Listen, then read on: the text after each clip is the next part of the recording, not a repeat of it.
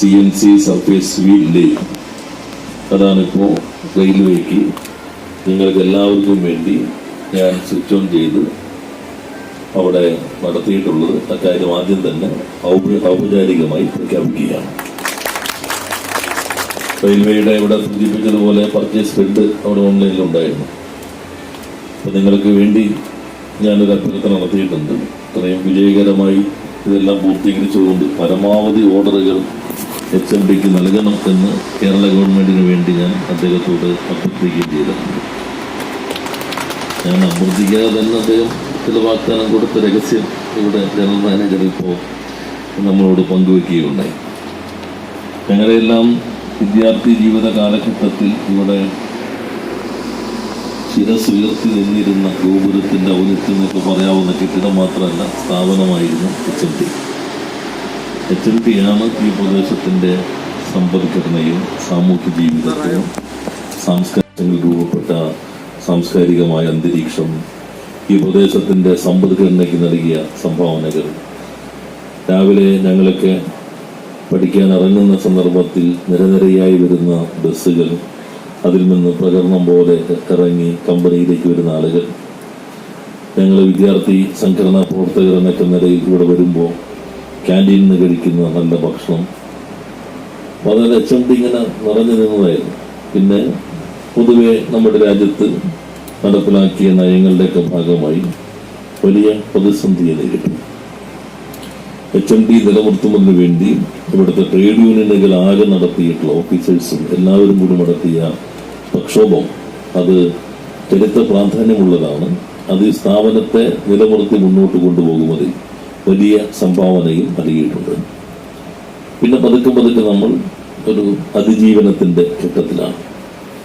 ഇപ്പോൾ റെയിൽവേ, അതോടൊപ്പം നേവി, അതോടൊപ്പം ഡിഫൻസ്, ഇതൊക്കെല്ലാം ഏറ്റവും സോഫിസ്റ്റിക്കേറ്റഡ് ആയിട്ടുള്ള അത്യാധുനികമായിട്ടുള്ള മെഷീനുകൾ നിർമ്മിച്ചു നൽകാനുള്ള പ്രാപ്തി HMTക്ക് കൈവന്നിരിക്കുന്നു. പൊതുമേഖല സംരക്ഷണം എന്നുള്ളത് സംസ്ഥാന ഗവൺമെന്റിന്റെയും കാഴ്ചപ്പാട് പൊതുമേഖല എന്ന ഒരു കാഴ്ചപ്പാടോടുകൂടി സാമ്പത്തിക സഹായം നൽകി എപ്പോഴും സംരക്ഷിക്കുക എന്നതല്ല. പൊതുമേഖല ബദലാകുന്നത് മത്സരക്ഷമവും ലാഭകരവുമാകുമ്പോഴാണ്. ആ കാഴ്ചപ്പാടാണ് സംസ്ഥാന ഗവൺമെന്റും സ്വീകരിച്ചിട്ടുള്ളത്. ഇന്ത്യയിൽ തന്നെ പൊതുമേഖല അവശേഷിക്കുന്ന അപൂർവഘട്ടങ്ങളിലൊന്നും കേരളമാണ്.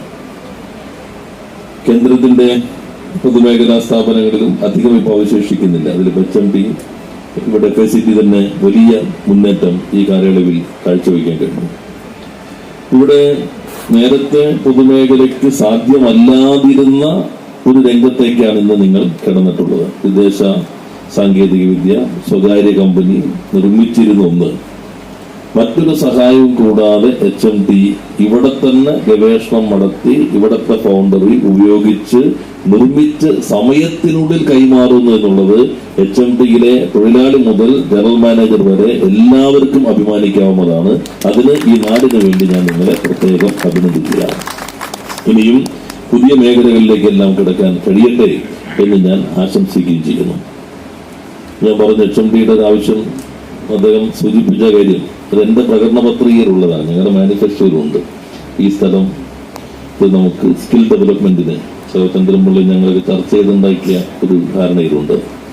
അപ്പോൾ അതിപ്പോൾ ഒരു പ്രപ്പോസൽ എനിക്ക് നൽകിയിട്ടുണ്ട്. അതിൽ സംസ്ഥാന സർക്കാരിന്റെയും ഒരു ഫോക്കസ് അതാണ്. കഴിഞ്ഞ ബജറ്റിലും ഞങ്ങൾ സ്കിൽ ഡെവലപ്മെന്റിൽ പ്രധാനമായും കേന്ദ്രീകരിക്കുന്നുണ്ട്. അപ്പോൾ മാനുഫാക്ചറിംഗ് രംഗത്ത് അങ്ങനെ സ്കിൽ ഡെവലപ്മെന്റിൽ എക്സ്പെർട്ടൈസ് ഉള്ള മറ്റൊരു സംവിധാനം HMTയെ പോലെ നമ്മുടെ നാട്ടിലില്ല. അപ്പോൾ അടുത്ത ഈ സെഷൻ കഴിഞ്ഞാൽ ഉടൻ തന്നെ HMT മാനേജ്മെന്റും നമ്മുടെ സ്കിൽ ഡെവലപ്മെന്റ് ഡിപ്പാർട്ട്മെന്റും വ്യവസായ വകുപ്പും ചേർന്ന് ഒരു യോഗം വിളിക്കുന്നതായിരിക്കും. കേരള ഗവൺമെന്റിന്റെ എല്ലാ സപ്പോർട്ടും ഈ സംവിധാനത്തിൽ ഉണ്ടാകും എന്ന് ഉറപ്പു നൽകാൻ ഈ സന്ദർഭം ഞാൻ വിനിയോഗിക്കുക. പിന്നെ നാടിന് വേണ്ടിയുള്ള സീപോർട്ട് എയർപോർട്ട് കൊണ്ട് കുറച്ച് സ്ഥലം കിട്ടാനുണ്ട്. അത് നേരത്തെ ഒരു കരാറാക്കിയിട്ടുണ്ട്. ഈ സെഷൻ കഴിഞ്ഞാൽ അതിന്റെ യോഗം വിളിക്കാം എന്നുള്ളത് ഞാൻ സൂചിപ്പിക്കുകയുണ്ടായി. പരമാവധി കാശ് കൂടുതൽ വേണം എന്നത് HMTയുടെ ആഗ്രഹമാണ്. പക്ഷെ നാടിൻ്റെതായതുകൊണ്ട് പരമാവധി കാശ് കുറച്ച് വാങ്ങുക എന്നുള്ളത് ഞങ്ങളുടെ ഒരു താല്പര്യമാണ്. ഇത് രണ്ടിനിടയിൽ നിന്ന് നമുക്ക് ആ സീപോർട്ട് എയർപോർട്ട് റോഡ് പൂർത്തീകരിക്കാൻ കഴിയണം. അതും നമുക്ക് ഏപ്രിൽ മാസത്തിൽ തന്നെ അത് സംബന്ധിച്ചൊരു തീരുമാനത്തിലേക്ക് എത്താൻ നിങ്ങളുടെ സഹായവും പിന്തുണയും ഉണ്ടാകണം. ഇവിടെ നേരത്തെ ശ്രീ ബാലസുബ്രഹ്മണ്യവും ഇപ്പോഴത്തെ ജനറൽ മാനേജരും നല്ല രീതിയിലാണ് ഈ സ്ഥാപനത്തെ എല്ലാവരെയും കൂട്ടിയോജിപ്പിച്ചുകൊണ്ട് മുന്നോട്ട് പോകുന്നത്. എല്ലാവരും ഒറ്റ ടീമായി പ്രവർത്തിക്കുന്നു എന്നുള്ളതും കുറെ ചെറുപ്പക്കാരെ ഇവിടെ കാണുന്നുണ്ട്. പുതിയൊരു നിര ഇതിന്റെ ഭാഗമായി വരുന്നുണ്ട്. നമുക്ക് എല്ലാവർക്കും കൂടി ഈ സ്ഥാപനത്തെ പഴയ പെരുമയിലേക്ക് മാത്രമല്ല അതിനപ്പുറത്തേക്ക് നയിക്കാൻ ശ്രമിക്കാം എന്ന് മാത്രം സൂചിപ്പിച്ചുകൊണ്ട് എല്ലാ ഭാവുകങ്ങളും അർപ്പിച്ച് ഈ യോഗം ഉദ്ഘാടനം ചെയ്തതായി കൂടി പ്രഖ്യാപിച്ച് വാക്കുകൾ അവസാനിപ്പിക്കുന്നു. എല്ലാവർക്കും നന്ദി.